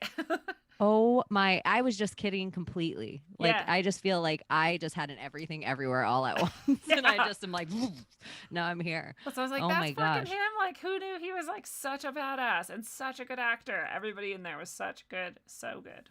And if you think about it, him in Goonies, he's the gadget guy. And that's exactly what he is in this. That's true. I love it. It's so crazy. It was a great movie. Well cast, okay, if we're gonna directed. Yeah. I haven't seen it yet, but because the symbology of everything, everywhere, everything, everywhere, all at once, to me feels like Maverick. I just feel like they're inundating us with this movie, and without even seeing it, the enemy's Russia, right? Yeah. Right.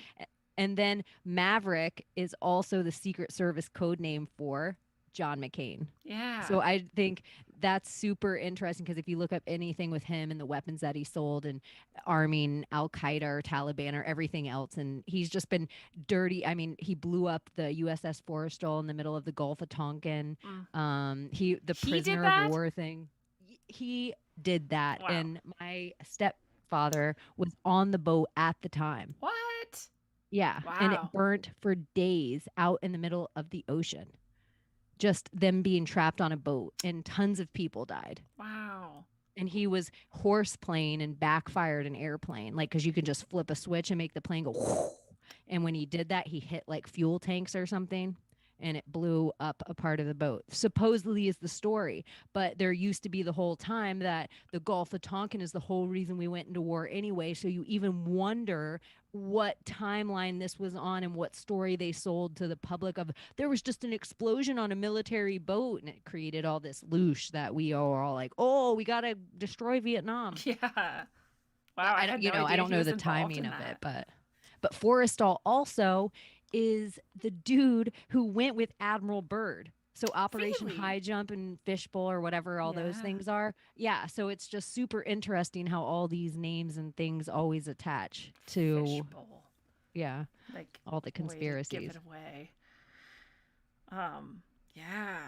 That's really interesting. I didn't know he was no wonder he got his whole he like died and they carried him across the 33rd parallel all the way to like the temple with the fucking pyramid and phallus and whatnot in Phoenix. And Phoenix. Yeah. Phoenix. Right. Yeah. Like, so who's the reborn? Maybe this movie. and he was a fighter pilot. So Maverick of it all. So maybe they're bringing someone in with this movie, not necessarily in the movie, but like with the movie that is going to be the new John McCain or something reborn. His daughter's still on The View. Yeah, she's a fucking crazy, stupid cunt too. Yeah. I'm like, yeah, you're so like Republican. I mean, if we're gonna get into this like false divide, like you don't in any way represent that, so why do you pretend to? So stupid. I know, and I'm a maverick. Like all their Secret Service code names are so telling. Oh, it's so dumb. You posted something that was really interesting. I hadn't seen it yet, and I don't know if you've verified it or if anyone out there has verified it, but it was the quarters thing, like that he's turning his back now. Okay. I have like looked into this and I just have more questions than answers now. So there's a 2022 quarter that's out that the Washington is turned away from the In God We Trust. So In God We Trust used to be what he was looking at, and now his turned the other way and it's just behind him. But there was this time in our country, we used to just have one quarter that went throughout the whole country. But there was a certain year where each state started getting its own quarter. So certain states, and I haven't looked up all the states yet, but like somebody sent me like a 2004 quarter that had the back to it. Somebody sent me like a 2012, but I want to know the state now. Yeah. Like now I want to know because also on the other side of all these quarters, we got like the bat. We got the weird symbology of all these certain states that now I wonder if we flipped all of our state quarters over, what story could we tell of the New World Order's plan for us? Yeah. And so I wonder what one's the In God We Trust. And I was trying to philosophize this with people, and certain people were like, well, religion has no room in our government and God has no room in our government. And I'm like, to me, it's a mantra. Over it. It's a mantra. It's a bigger spell than whatever God thing your Christian idea is thinking of, because there's only two states in our country that have In God We Trust on their flag, and it's Florida and Mississippi. And if you look at Mississippi held a very specific place too. No one just gave a shit because they don't have the population enough. The only reason anyone cared about Florida is it's New York, California, Florida. That's the only reason anyone paid attention to us not following in line. But I think that spell of In God We Trust, because we can say whatever we want about in God, but then we trust. Yeah, trust could be a thing I give you, but also it's a very financial currency thing. True. If I have a trust for you. So now it's In God We Trust. What are we stamping this money with? What are we stamping this flag with? Now they wanted to get all of our dollars out of our country. They wanted to get all the coins out of our country.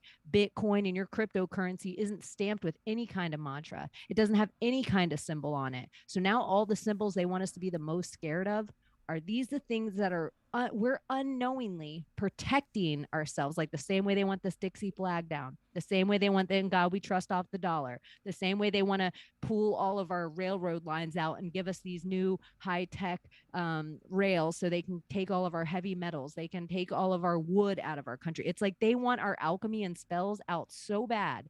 So why? And it's bigger to me that In God We Trust.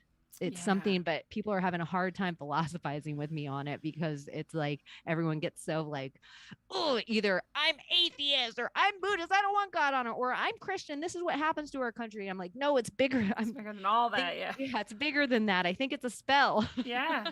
Well, and that goes back to what we were saying at the beginning of like, you need to let go of this attachment to these ideas and these words and just get with the actual meaning and the concept, and like that is what matters. The principles are what matter. So let's get to that and let go of your attachment to these things. It's not what's important. Because what it's interesting too when you bring that to like the idea of natural law and you know our human rights, that we are God-given human rights. And I really wonder if, however these things work in the conception of maybe the natural state of things or legally, I don't care either way. If you do have to claim, you know, that you're born of God or in God's image or whatever, and that's how you claim your rights, and that therefore nobody can take them from you. And therefore, when you say things like "In God We Trust," it's like we're holding that law and we're holding those rights, and we are men and women of the land or whatever. But if you don't, and you give that up and give that away, okay, maybe now you've given permission for whatever, this other legal system to take you in and take you over, and you don't have anything left to stand on. I don't know. Yeah, I would just think like in God. I am in God. I am one with God. God is within me. Like any way you want to put these things, you can change the word God to whatever you need to, but Whatever. the highest source energy is in you. So they want that from you so bad. Yeah. They want your divinity so bad. That is what, and it's so easy if they can convince you the world's like so tedious and horrible out there. It just seems more likely that you download yourself into the matrix. Yeah, well, and there's two different aspects to this too, right? Where they'd be trying to get you to give this up. And one is that like you were saying, like you are God, but also the like why are they always attacking specifically the God part, right? With the atheism thing, but also, God, where did I just go with that? There was another aspect that they're always after. Oh, I feel like I lost it. The queen, I think, is interesting, like the sovereign queen, because everyone likes to own the word sovereign. It's the hipster word of like freedom, that it's like Yeah. the most comfortable one that people like to hold on to. So the queen's sovereign. And if you really look at the queen, she believes that it is God and then her put there by God. So if you believe you are sovereign, you are put here by God. It's bigger than just an idea of like, oh, I'm a queen. Yeah. Everyone owns the idea of like, I'm my own royalty. You're put here by God. It's Yeah. so much bigger than you having some crown on in your 2-bedroom apartment in Manhattan. Yes.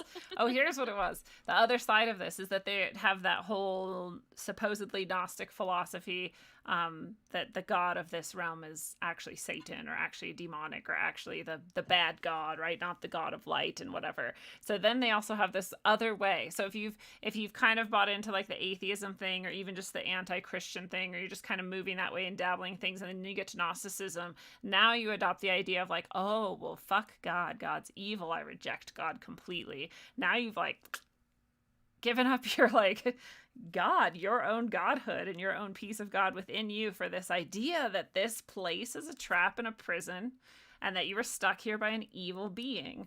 I feel like in flesh is the devil. I feel like that's a trap too, and this is why people think I'm the ignorant one about Gnosticism and Gnosis and whatever. And I'm like, I think when you get trapped in what I just described, like that's the ignorant level of Gnosticism. That's the easiest to find. It's the most often repeated. And I think there's a reason for that. When you get to actually what Gnosticism was like with the people who were doing it at the time, it's just like people say like, well, Jesus wasn't a Christian. Exactly. So what was he? He was a Gnostic, and he did not say that God is evil and that you should reject God and that this place is a prison. Did he? I don't think he did. I agree. I think for some reason in our lifetimes, and you would be lying to yourself not to admit it to yourself, God became uncool. Mm-hmm. And when I said that out loud, a bunch of people who are supposedly thoughtful people like completely attacked me and said that I was like simping for Christianity and rejecting the thousands of years of like torture, and that I didn't understand what happened to indigenous cultures around the world. And I'm like, wow. I mean, like, I'm indigenous. I have an indigenous background. My father was native, and it's something that's actually a part of somewhat, at least, of my culture. And all I grew up with was learning about how awful that was. And you have the audacity to say to me that because I point out what you just said, Chaney, that I somehow don't understand that, or am like simping for the evil that was done in the name of the church. Sorry you're so ignorant and small-minded, you piece of shit. Perhaps you should be more thoughtful and ask some fucking questions before you judge, motherfuckers. Like, and what came from the writing, what the church has done with the walk of Christ, and what the writings have done with the walk of Christ, it's still insane to me how much hate the information of Christ gets. It's insane. It's insane. Like... And that's all I tried to do is point out that programming. I'm like, this is programming. This was done intentionally. All I'm saying is maybe we should ask why. Why is it so important to them that we reject Jesus specifically and God specifically as well? All the other religions have been rejected pretty well. But in this culture, those are two that they really have a big interest in getting us to piss and shit all over and desecrate and reject. It's very, I'm not saying go be religious. Obviously, I'm not. I'm just... These are important questions. Like obsession. Like I think it's like there's the 12 books missing out of the Bible, the 12 gospel. and it's like the Gospel of Judas, and the Mary of Magdalene is hers, or the Book of Egyptians, and maybe there's the Book of Thomas and Enoch, and like there's all these, and if you could just have that, like how different the story might be. How different the story might be. And yeah, there's a day that it's coming up where there's like the horn moon coming up out of the sea, where it's supposed to be the red horn moon. Ooh, I didn't know that. Every time I think of that slice, it reminds me of Isis. Yeah. And when I go to Isis, I think Mary of Magdalene. Yeah. She went to the school of Isis. I believe this. I believe she went to this part of the world and Jesus went to this part of the world, and they came back and then they toured and spread all this information that was like, she's the reason why he was able to become enlightened anyway. So you're right. I think you're right. Rich. She was rich, and she was one of the I think what is it, the 12 bloodlines of Israel. She's one of the royal bloodlines of Israel, and she actually funded his whole pilgrimage.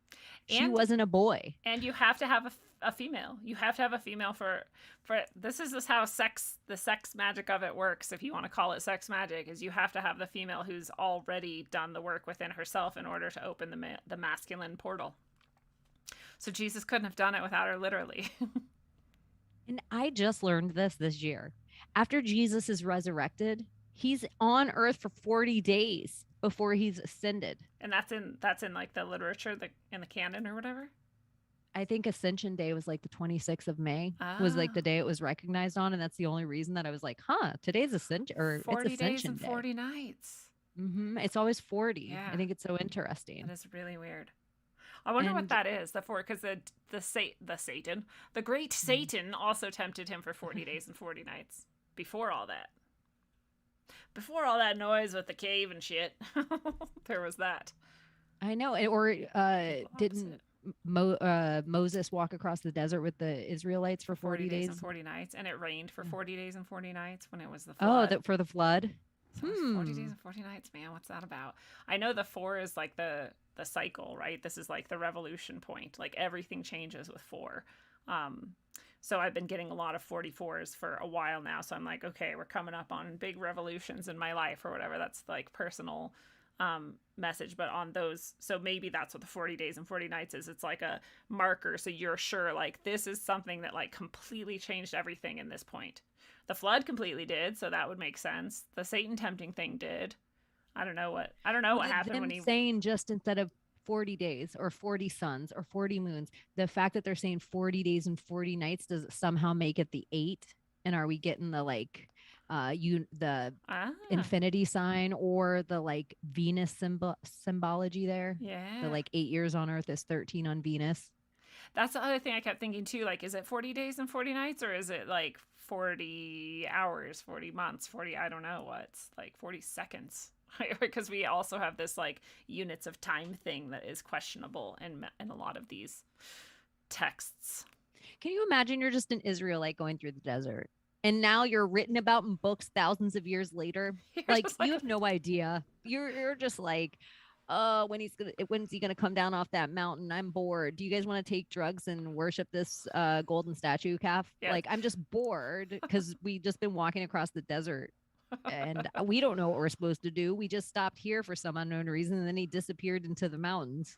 And then everyone's like, look at these dicks. They're just sitting down there while he does all the work. And they were like, shit. I know it's going to be recorded. Like you were talking about a bunch of sluts. Like, look at all these dicks ain't going to suck themselves. Come on, girls. What else are you going to do in this heat? Slumber party. Pillow fight. I was just thinking about this yesterday. I was like, when someone... when the next person, not that I think there's like a ton of people who become whatever enlightened is all the time, but when the next person like comes out as like the public figure of the enlightenment type of experience that is there to show everybody the way, like Jesus and some of these others were, because I think there's a shitload that just like hang out in caves and they're like, cool, we're just gonna hold down the energy, bro, like you go be the mouthpiece or whatever. Like I think that's how it goes. But when that happens now, like their whole life is going to be recorded, and we're gonna see it. The people are gonna be like, look, I knew them in middle school, and we're gonna see a video of them like puking at a party when they were drunk or whatever, and like The Messiah has no clean shot. yeah, like it's gonna be the most leveling Messiah ever, where we're like, oh well, dude, I can do that. Like, fuck, I also puked at parties in 8th grade or whatever. I've had this whole idea that like, let's say 100% of like God comes down into the flesh of man, of Jesus is true. You're God, you're omnipresent. And let's say 100%, like he never had sex, he never sinned, he never, like he lived the whole life as said in the Bible. You're God, you're ever present, you're always there. You think that was enough? Or do you think you might want to try it again? You think you're like, one day I'm going to go down and be a mafia lord. One day I'm going to go down and just be a woman and have a child. One day I'm going to go down and just get eaten by a shark when I'm 15 to see what that feels like. Yeah. One day I'm going to go down. It's like, maybe the example of Christ is that God is doing that right now through you, and the experience that you have and your authenticity really makes God excited because it's the first time he's ever gotten to do it before. It's gotten to do it before. It's like you're God in flesh, and every time you break the authenticity, it's like, holy shit, I just got to go on stage and play my, flute in front of all these people. God's like, seriously. I think that's a huge part of it. This is like, there's a couple tenets that I really like to push, and one is like, the more honest you can be about what is actually true for you, what you're experiencing and where you're at, the better. Like, that glorifies God more than anything else ever could. That gets you further on the spiritual path, whatever that is, than anything else ever could. So if you just pretend like, oh no, I swear, like, this is who I actually am, like, that gets you way farther away. Like, God's not happy about it. Nobody's happy about that. So I think that, like, touches on exactly what you're saying. Like, all of this is perfect for God. All of this is what God because it's wants. all new. It's your life is entirely new to God. Your life and your present and your being can only come from all the traumas in the world, from every flower that bloomed, every raindrop that fell, every heartbreak and every sorrow makes you, and all the people around you, and that perfect Fibonacci of all the energies, however bad or good you feel about them, that's you. And so you're this very specific aperture of God. It's so specific, but God, I hate to say this, it sounds so blasphemous. God gets off on it. Yes. Dude, orgasm, orgone, like chi, prana, they're all the same thing. He gets off on all of it. Get God off today. Stop being selfish. Yes. Just make a whole line of products about that, and that will sell. I love it. Well, I guess we eventually have to start winding down, mostly because I go to bed really early, and so that I have to meet my bedtime, not my dead Sleep time. ritual is important. It's the one place I lack the most amount of discipline. Well, and I get like the most, I can meditate all day and do all this shit, and sometimes it's like very deeply profound or whatever, but my most profound messages and connections with my guides and things that I do and like magic I work in my own life happens when I'm falling asleep or laying in bed meditating. Like, that is like my space. It's a sacred time. So it's absolutely true. But I always want to ask you, of course, what do you think? What is the best thing that could happen next? Where are you hoping things go from here? It has to be something so outside the box of something we forgot that was happening. It has to be a court case we forgot was happening, an opening of some paperwork. Like, it's going to be the Ghislaine Maxwell thing, something we've totally forgotten about that's so far off in the periphery. But if I'm part of a secret society of good guys, the way I would play it, do I want to give you a whole bunch of information in the dead of summer while you're busy watching blockbuster movies and planning your trips with money you don't have? Or do I want to drop a whole bunch of real information right before you're about to go out and vote for a bunch of demon rats? I'm going to save it till Red October. That's what I'm going to save the information for. So I feel like we're watching the sloppy New World Order go down. We're watching all the horsemen ride in. We saw the plague ride in, and then we saw the World War ride in, and now they're trying to ride in the famine and the Dust Bowl. Yeah, the last thing is always going to be Blue Beam. We all know their final game plan is going to be Blue Beam. It's going to be the fake alien invasion or a fake Messiah in the sky, where that's where you go back to the rules of the Bible. The first Messiah is the false Messiah. True. Whatever thing they put up there to scare us all is fake. And it says it in any religious book you want to think about. So it's like, maybe we just need to kind of, or like that would be the same idea in Christians. It would be the Antichrist, that the first one that's going to come save us is fake. And in the Jewish idea, they don't believe Jesus Christ was the Son of God, so that thing isn't really the son. Like, they don't believe that. That would be a false Messiah too. So I just think when that moment happens, we all know it's coming. They're going to put something in our sky, or they're blocking something from our sky, and we're all going to see it at once. We have to stay calm and keep our wits about us in this moment, and just know, like, we're watching a movie. We're all here for this. This is the revelations part of the end of times. This is what they want us to all be scared of. It's not real. I just don't believe it's real. And I think we just have to somewhere keep like our high vibe, because that's their last play. That's their end game. They thought at that point we'd race for each other and be dead in the streets. But I think we're doing a really good job of holding it together. Yeah. I love that you bring that up and speak to that. And I will add to that the true source energy, God energy, Messiah type, actual Messiah, whatever we want to call those types of beings, they would never need to appear in the sky as this mass vision. They would never speak to your external ear, right? They don't need to be seen in your external eye. They would speak to your heart. You would feel it and you would know it, and you wouldn't have to doubt it and question it. And the other thing that's always true is these feelings, these beings, these energies would never force you into a situation where you had to hurry up and decide and you had to like commit and it was going to be forever and you're like, quick, do it. That's a psychopath trick. That's not a trick of love. Like, love would never ask you to do that. So if you ever felt pressured to like, hurry up, you get on the boat or don't, like, don't, because love would never force you into a situation like that. Like, that's not how it works. So if you don't feel it, that's abusive. Yeah, that's abuse. Exactly. If you don't feel it, if you don't trust it, don't fucking do it. You'll be fine. Let it go. Something that I think that we have to transmute just for their Build Back Better, their BBB, their lowercase 666. I think 666 is coming up. We have June 6th, 2022, which makes a 6. Ooh.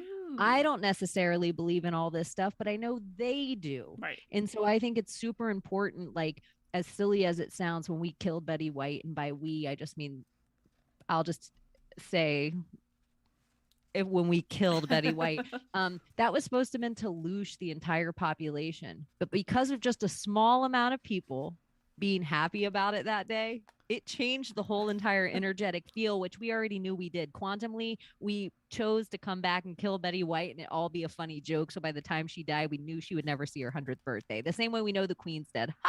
We all laugh. It doesn't loosh us. So I think whatever, like the 666 of it all, that seems to be their game plan. They're putting it everywhere. The symbology is everywhere. So I just want to be like, don't be surprised if something happens on that day. But I also think our magic works in a way. The law of observation, I think for us, if I observe, Lindsay, that you're powerful, you become more powerful. If you observe that in me, I become more powerful. But if we observe the demon, they can't follow through with their trickery. I think so. That's too. why sometimes the false flags don't happen, Yeah. because we're like, hey, look it, they're trying to recruit people for this thing. Hey, look, there's a hurricane that might form. Once we notice it, they can't do that evil on us. Yeah. So I just want to put out there that 666, like, all the numbers are our numbers, all the days are our days, but they are going to try some shit. And I'm not trying to predict anything. I would just be like, that's a symbol for them, 666.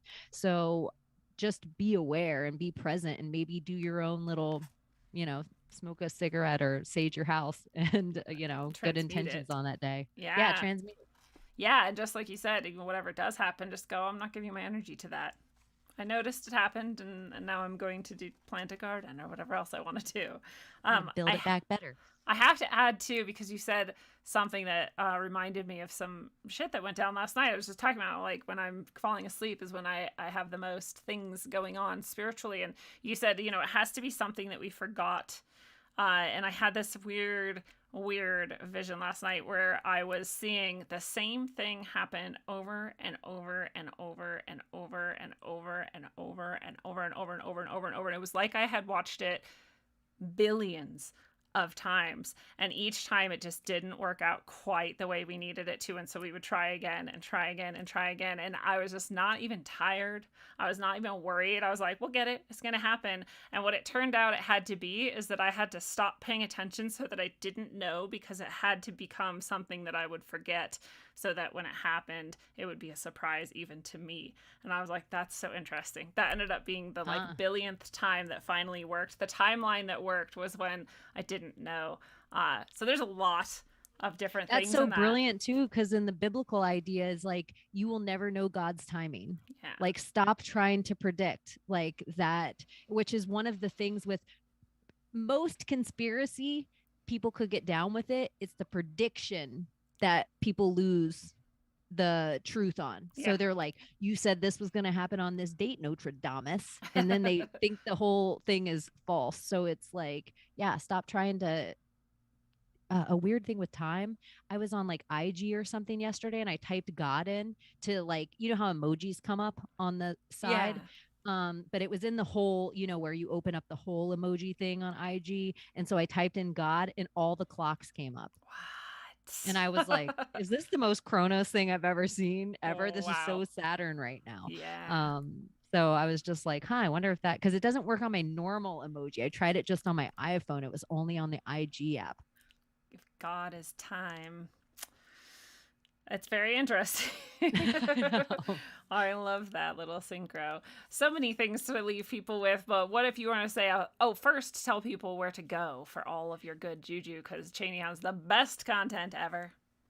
You can go to projectchaney.com. If you're on Instagram, you can find me at Chaney_in_Wonderland for all my ship posts and any weird digs I'm doing. If you just want to find out my podcast, you can go to project_Chaney on Instagram. You can find me at Chaney Project and Project Chaney on Twitter, and at Just Chaney, not just CHANEY, Chaney on True Social. And that's going to be like the most amount of like garbage red leaning stuff, because it's such an echo chamber over there right now. But there is tons of good information that's censored from everywhere else that we can take and rip and then put on these other places. Which is very nice. But yeah, that's everywhere I think that you can find me. I love it. It's worth following you on all the places you are, because it's always good content there. So what are your final thoughts you want to leave people with? Go easy on yourself. Give yourself tons of time. The little self-care, the little tiny things like feeding yourself a good meal, getting the appropriate amount of sleep, taking a bath, having an extra conversation with friends, sitting on the beach by a fire pit, just in front of a running water source. Like, do the tiny little things. It's the little victories and the little energies and the little alchemies, instead of like, how am I going to lose 30 pounds? How am I going to get $47,000? How I have no friends. I'm so lonely. Little tiny things at a time. And I'm feeling at this place now that the universe is giving me more than I expected, which is crazy, because I feel like I went through such a crazy, weird, like almost darkest part where my body was like, no, we're going to shut all the way down for 3 weeks, and you're going to have to sit, and you're going to have to be your weakest self. And then everything I thought I was manifesting for myself, it was almost like the universe knew me better than I knew myself and gave me something so unexpected and out of the blue. But because I was open and listening to my horoscopes and listening to all my spiritual friends and just being relaxed and not having an expectation of where I'm supposed to be right now and letting just everything flow, I feel like things are changing, and just let it change. It's okay. You went through your 40 days and 40 nights and you came out a different, a revolutionized Chaney. Totally. I love it. Well, fellow travelers of the path, it is a beautiful thing, and this has been your analog, electric, concentric dose of wisdom according to the brightest light, Chaney. Chaney, thank you so much for being here tonight with us. I've loved it so much. Thank you for having me. I love hanging out with you. It's so easy and flowy. It is one of my favorite things to do, truly. So we will make it happen more often. And time is coming for all of us, and it isn't a joke. It is, however, not real. The only thing time will take from you is the delusion that time existed in the first place. Young, middle-aged, old, it's all the same to time. You have infinite time and no time at all. Spend it well and create as much of its slippery substance as you need in order to expand your view into infinity. And until you master the paradox, travel well, aim for balance, and always look inside first. Mwah.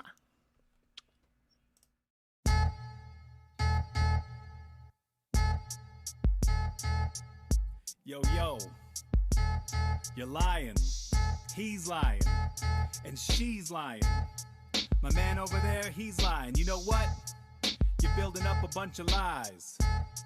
Straight lies. You don't know Willie Brown. I don't believe you.